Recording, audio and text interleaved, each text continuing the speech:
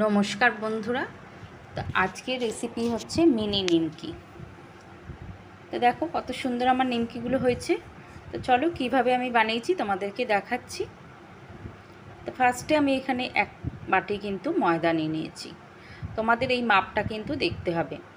যদি তোমরা ময়দার পরিমাণ বাড়াও তাহলে কিন্তু এখানে ময়নের জন্য তেলও বাড়াতে হবে, সমস্ত কিছু কিন্তু বাড়াতে হবে। আমি এখানে এক বাটি ময়দা দিয়ে কিন্তু করছি। তো ময়দাটাকে একটু হাতের সাহায্যে একটু ছড়িয়ে নিলাম, দিয়ে দিলাম পরিমাণ মতো কিন্তু লবণ আর অল্প সামান্য কালো জিরে। এইবার আমি দিয়ে দেব এখানে 4 চামচ মতো সাদা তেল। তোমরা এখানে ঘিয়ের ব্যবহারও করতে পারো, আমি এখানে সাদা তেল দিয়ে কিন্তু করছি।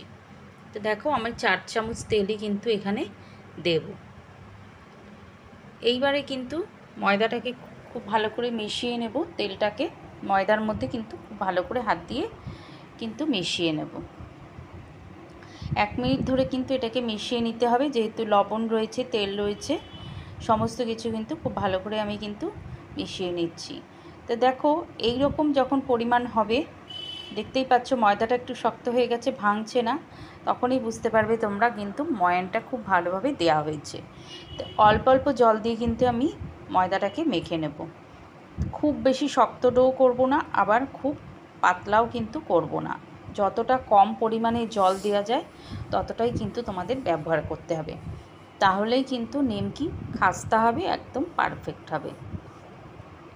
তো দেখো অল্প অল্প জল দিয়ে কিন্তু আমি ডোটাকে মেখে নিচ্ছি খুব ভালো করে। দেখতেই পাচ্ছ ডোটা আমার মাখা হয়ে গেছে। আর একটু কিন্তু 2 মিনিট মতন ধরে একটু মেখে নেব।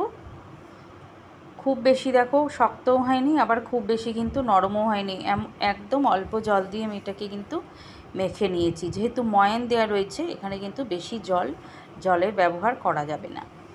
তো দেখো এবার ডোটা আমার মাখা হয়ে গেছে। এইবারে আমি কিন্তু 10 মিনিটের জন্যে এটা ঢাকা দিয়ে রেখে দেব। তো দেখো 10 মিনিট পরে আমি ফিরে এসেছি। ডোটা আমার কতটা সুন্দর হয়ে গেছে। এইবার কিন্তু আমি এটাকে লেচি কেটে নেব। একটু হাতের সাহায্যে আমি এটাকে স্মুথ করে নিচ্ছি। এবার ছুরি দিয়ে আমি কিন্তু ডোটাকে কেটে নিচ্ছি। আমার এখানে 3টে লেচি হয়েছে, দেখতেই পাচ্ছ। এবার কিন্তু আমি রুটিটাকে বেলে নেব। যেহেতু আমি এটা স্ল্যাবের ওপর করছি, তোমরা কেউ কিন্তু ভেবো না এটা নোংরা। আমি কিন্তু প্রতিদিন এটাকে ধুই এবং পরিষ্কার রাখি। আর এই রুটিটা বেলার আগেও কিন্তু মুছে নিয়েছি।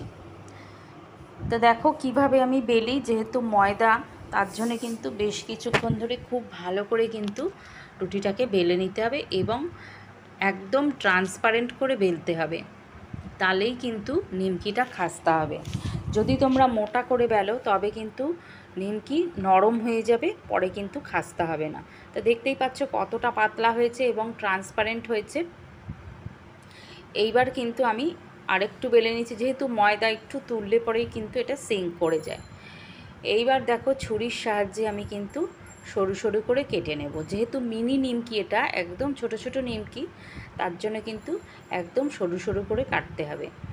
আর কাটাটা কিন্তু খুব ভালো করে কাটতে হবে, না হলে কিন্তু হাত দিয়ে উঠে যাবে। দেখতেই পাচ্ছ আমার কাটাটা কত সুন্দর হয়েছে। একদম সরু সরু করে কাটলে কিন্তু একদম ছোট ছোট নিমকি হবে। তো দেখো কিভাবে আমি করছি, দেখতেই পাচ্ছ কত ছোট ছোট নিমকির পিসগুলো হয়েছে। এইবারে কিন্তু সমস্তটাকেই আমি পুরো কেটে নেব। আর যেহেতু বেলার সময় কিন্তু অল্প একটু আটা দিয়ে তোমাদের বেলতে হবে, না হলে কিন্তু পরে এই যে যখন ছুরি দিয়ে আমি এটাকে তুলবো তখন কিন্তু ইজিলি উঠে আসবে। দেখতেই পাচ্ছ কত সুন্দর ইজিলি উঠে আসছে। আর যদি তোমরা এখানে আটা বা ময়দা দিয়ে না বেলো তাহলে কিন্তু তুলতে খুবই অসুবিধা হবে। এইটা কিন্তু খেয়াল রাখতে হবে। সামান্য পরিমাণে আটা, একদম বেশিও না আবার খুব কমও না।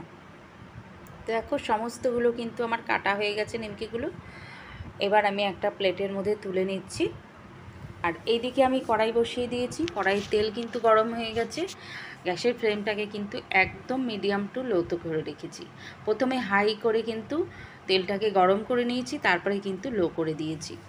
তো দেখো নিমকিগুলো কি সুন্দর আমার পুরো ছেড়ে গেছে। যখনই তেলে দেবে তখন কিন্তু নিমকি সব সেপারেট হয়ে যাবে। তো কত সুন্দর হয়েছে দেখতেই পাচ্ছ তোমরা। একটু ব্রাউন মানে কালারটা হালকা চেঞ্জ হবে, খুব বেশি লাল হবে না, আবার খুব একদম কড়াও কিন্তু করব না, তার আগে কিন্তু তুলে নিতে হবে। দেখতেই পাচ্ছ কত সুন্দর কালার হয়েছে, শুধু জাস্ট কালারটা একটু চেঞ্জ হয়েছে, তখনই কিন্তু নিমকিগুলোকে তুলে নিতে হবে। এই পর্যায়ে নিমকি করলে কিন্তু নিমকি খেতেও খুব সুস্বাদু হয় আর দেখতেও ভালো লাগে। দেখো সমস্ত নিমকিগুলোকে কিন্তু আমি সেম প্রসেসেই কিন্তু ভেজে তুলে নেব। তো ফার্স্টবার আমার ভাজা হয়ে গেছে, এইবার আমি সেকেন্ডবার আবারও কিন্তু নিমকিগুলোকে আমি প্রথমেই একেবারেই বেলে রেখেছিলাম, তারপরে কিন্তু আমি সেকেন্ডবার আবার দিয়ে দিলাম। তো দেখতেই পাচ্ছ তেলটা আমার কতটা গরম রয়েছে, কিন্তু আমি গ্যাসের ফ্লেম কিন্তু একদম মিডিয়াম টু লোতে রেখেছি। তো লাস্ট অবধি দেখতে থাকো আমার ভিডিও, কার কার ভালো লাগছে লাইক করো, কমেন্ট করো, তাহলে বুঝতে পারবো যে তোমাদের ভালো লাগছে। আর যদি আরও নতুন রেসিপি দেখতে চাও তাহলে চ্যানেলটিকে সাবস্ক্রাইব করে আমার পাশে থেকো। বন্ধুরা দেখতেই পাচ্ছ কত সুন্দর হয়েছে, একটু কালারটা জাস্ট চেঞ্জ হয়েছে, তখনই কিন্তু আমি নিমকিগুলোকে সমস্ত নিমকিগুলোকে কিন্তু তুলে নিয়েছি। এইটা তোমরা কিন্তু ইয়ে করে রাখতেও পারো, অনেক দিন কিন্তু কৌটোতে করে তোমরা রেখে দিতে পারো, ইভিনিং স্ন্যাক্সে কিন্তু তোমরা খেতেই পারো, অনেক দিন পর্যন্ত এটা কিন্তু ভালো থাকে। তো দেখো কত সুন্দর খাস্তা হয়েছে, আমি হাতে একটা ভেঙে তোমাদের দেখালাম।